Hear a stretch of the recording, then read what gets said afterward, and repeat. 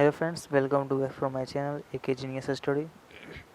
तो फ्रेंड्स, आज की वीडियो में हम आप लोगों को बताने वाले हैं क्लास 12th का चैप्टर 3 है और चैप्टर का नाम है संपूर्ण क्रांति, जो जयप्रकाश नारायण के द्वारा लिखा गया है। तो फ्रेंड्स, यह वीडियो जो है बहुत ही मोस्ट वीवीआई क्वेश्चन वाला वीडियो है और ये जितना भी ऑब्जेक्टिव सोल्यूशन आपको देखने को मिल रहा है यह सभी जो है एग्ज़ाम में पूछा गया है। प्रत्येक एग्ज़ाम में पूछा गया है इस चैप्टर से, वही क्वेश्चन यहाँ पर डाला गया है। तो फ्रेंड्स, आज का वीडियो हम स्टार्ट करते हैं। अगर आप मेरे चैनल में नए हैं तो इसको लाइक कीजिए, इसको सब्सक्राइब कीजिए और ज़्यादा से ज़्यादा शेयर कीजिए। बेल आइकन की घंटी को दबाना ना भूलिएगा। तो फ्रेंड्स, आज का वीडियो हम स्टार्ट करते हैं। तो देखते हैं पहला क्वेश्चन क्या है। किसने कहा था अभी न जाने कितने मीलों इस देश की जो जनता को जाना है। बोल रहा है किसने कहा था अभी न जाने कितने मीलों इस देश की जनता को जाना है। इसमें 4 ऑप्शन दिए गए हैं। उन सभी चारों ऑप्शन में हमारा जो सही ऑप्शन होगा वह सी होगा, यानी जवाहरलाल नेहरू जो थे उन्होंने कहा था कि अभी न जाने जो है कितने मीलों इस देश की जनता को जाना है, यानी यह देश जो है बहुत पीछे है। इनका कहने का तात्पर्य यही हुआ। दूसरा क्वेश्चन है कि किस अस्पताल में दिनकर जी का निधन हुआ था। किस अस्पताल में दिनकर जी का निधन हुआ था। तो हमारा सही ऑप्शन होगा डी, विलिंगडन नर्सिंग होम में। तीसरा क्वेश्चन है जयप्रकाश नारायण को किसका दलाल कहा गया। जयप्रकाश जो इस कहानी के जो लेखक हैं जयप्रकाश नारायण, वे किसका दलाल कहा जाता, मतलब वे किसके दलाल कहे जाते थे। तो अमेरिका के वे दलाल कहे जाते थे। जयप्रकाश नारायण के स्वास्थ्य पर निगरानी रखने वाले डॉक्टर का क्या नाम था। जयप्रकाश नारायण के स्वास्थ्य पर निगरानी रखने वाले डॉक्टर का क्या नाम था। तो डॉक्टर रहमान नाम था। जयप्रकाश जी को किसका भाषण सुनकर अमेरिका जाने की प्रेरणा मिली। जयप्रकाश नारायण जो थे उन्होंने किसी एक व्यक्ति का भाषण सुने थे और उन्हीं के भाषण सुनने के बाद उन्होंने अमेरिका जाने की प्रेरणा ली। तो वे कौन व्यक्ति थे। तो ये जो थे वे स्वामी सत्यदेव जी थे। उन्हीं का भाषण सुनकर वे अमेरिका जाने के लिए प्रेरित हुए।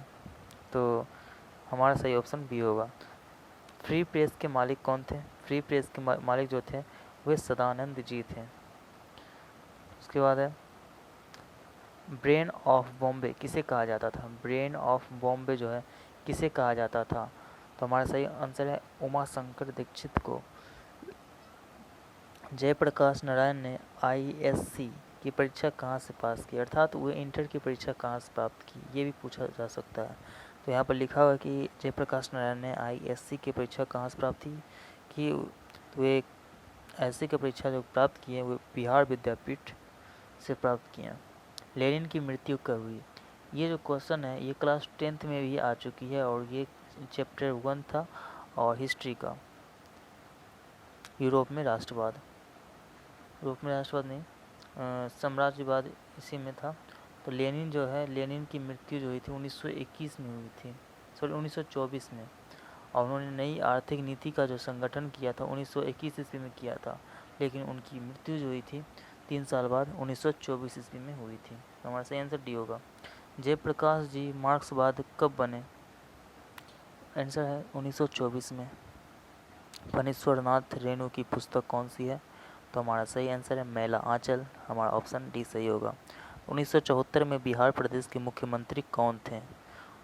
जब संपूर्ण क्रांति जब हुआ था तब उस समय 1974 के समय बिहार प्रदेश के मुख्यमंत्री कौन थे। तो अब्दुल गफूर जो थे बिहार के मुख्यमंत्री थे। किसे लोकनायक के नाम से जाना जाता है। किसे जो है लोकनायक के नाम से जाना जाता था। तो जयप्रकाश नारायण को लोग लोकनायक के नाम से जाने जाते थे, मतलब कहते थे। तो जयप्रकाश नारायण हमारा सही आंसर यानी बी ऑप्शन सही होगा। जयप्रकाश नारायण का जन्म कब हुआ था। तो हमारा सही आंसर होगा जयप्रकाश नारायण का जन्म 11 अक्टूबर 1902 ईस्वी को है। हमारा ऑप्शन ए सही होगा। जयप्रकाश नारायण की पत्नी का क्या नाम था। जयप्रकाश नारायण की पत्नी का क्या नाम था। तो हमारा ऑप्शन सही होगा Prabhavati Devi. Answer C. Instructions of Indian polity किसकी रचना है। रिकंस्ट्रक्शंस ऑफ इंडियन पॉलिटी किसकी रचना है? तो जयप्रकाश नारायण की रचना है। प्रजा सोशलिस्ट पार्टी का गठन कब हुआ था? प्रजा सोशलिस्ट पार्टी का गठन कब हुआ था?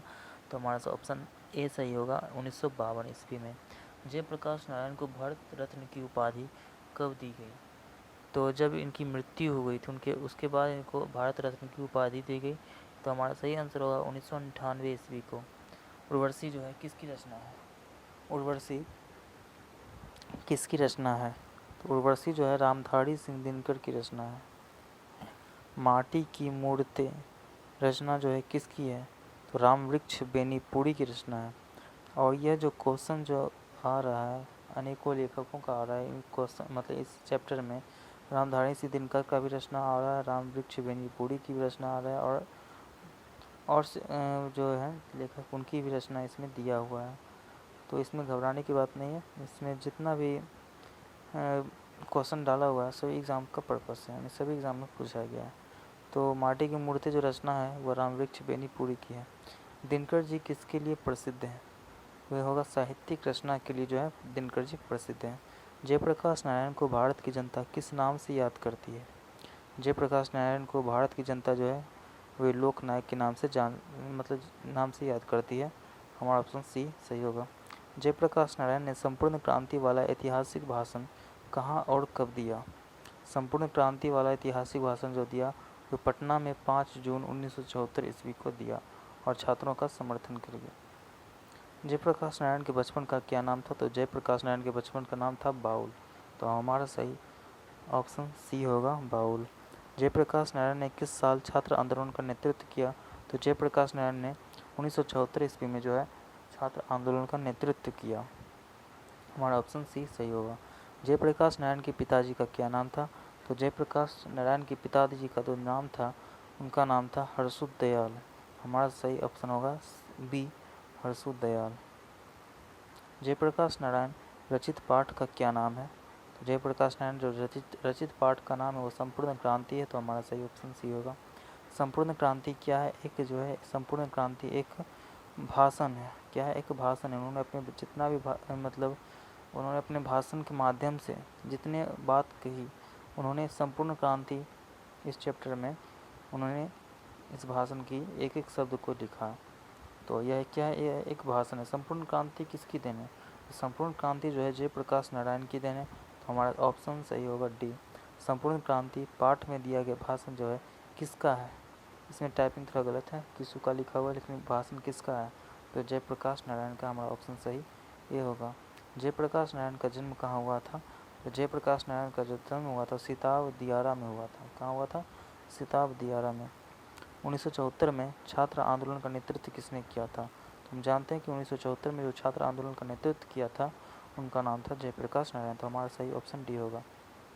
संपूर्ण क्रांति की शुरुआत कब हुई थी? तो संपूर्ण क्रांति की जो शुरुआत हुई थी वह 1974 ईस्वी में हुई थी। तो जयप्रकाश नारायण को समाज सेवा के लिए किस पुरस्कार से सम्मानित किया गया? तो मैग्सेसे सम्मान जो है उसके मैग्सेसे सम्मान से सम्मानित किया गया था। तो हमारा सही ऑप्शन सी होगा मैग्सेसे सम्मान। जयप्रकाश नारायण मद्रास में अपने किस मित्र के साथ रुके थे? जयप्रकाश जो नारायण थे मद्रास में अपने किस मित्र के साथ रुके थे? तो ईश्वर अय्यर जी के साथ रुके। तो हमारा सही ऑप्शन सी होगा। जयप्रकाश नारायण के अनुसार देश का अविष्ठा किसके हाथों में है? तो नई पीढ़ी के हाथों में। जयप्रकाश नारायण ने कहा था कि अब देश की जो है अविष्ठा है वह नई पीढ़ी के हाथों में। देश का संचालन देश का पालन जो भी करेगा वो नई पीढ़ी के लोग करेंगे, क्योंकि उस समय में नया खून है और जितने भी पुराने जो होते हैं वो देश को खा जाते हैं, लूट जाते हैं। और उन्होंने यह भी कहा था कि नई पीढ़ी के जो लोग होते हैं उनकी जो सोच होती है वो नई होती है, इसलिए इस देश का पालन और संचालन जो होगा वो नई पीढ़ी के हाथों में है।